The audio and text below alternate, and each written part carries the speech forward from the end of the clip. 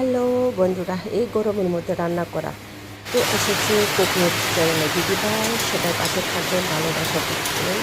আজকে রান্নাটা হলো যে মুলি বাসর করে তারপরে সেরা এরপরে লাচ্ছি কীভাবে রান্না করছি একটা করে একটা স্টেপ বাই স্টেপ আমি দেখিয়ে যাচ্ছি।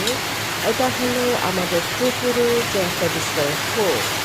এটা হলো যে প্রথমে দিয়ে দিয়েছি আমি বাসর করি, এরপরে কাঁচা লঙ্কা, এরপরে লবণ দিয়ে জল গরম করে দিয়ে দিয়েছি। তারপরে আবার সারা মুখোটাকে তুলে একটু ভালো করে দিয়ে আবার তুলে দিলাম।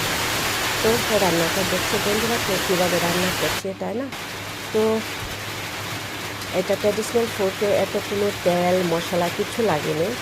এরপরে দিলাম লটসিম।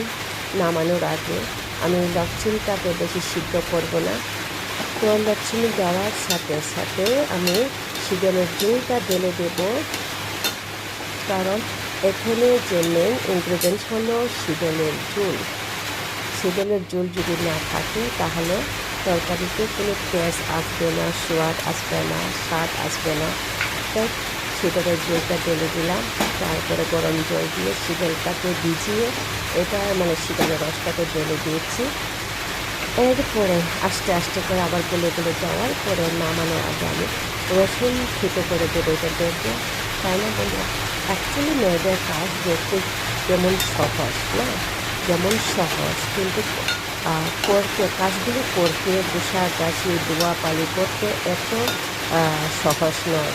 কারণ একটা ঘরের সংসারে যদি কাজ সামলাতে যায় তাহলে মেয়েদের ঘরে যে থাকার অবস্থায় চুল আঁচড়ানো বা ড্রেস ভালো পরা বা সাজুগুজু করে থাকার মতো সময় পায় না, তাই না?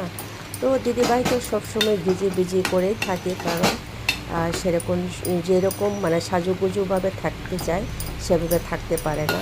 তো কাজের মধ্যে ব্যস্ততা থাকে। তারপরেও আরেকটা হলো দিদিভাইয়ের এত গরম লাগে, এত ঘাম, সাজুগুজু করলেও কোনো লাভ নেই, সব যে ঘামের জলে ঘামের ইয়েতে বেঁচে যায়, তাই না? তো রান্না করতে করতে অনেক কিছু কথা বললাম।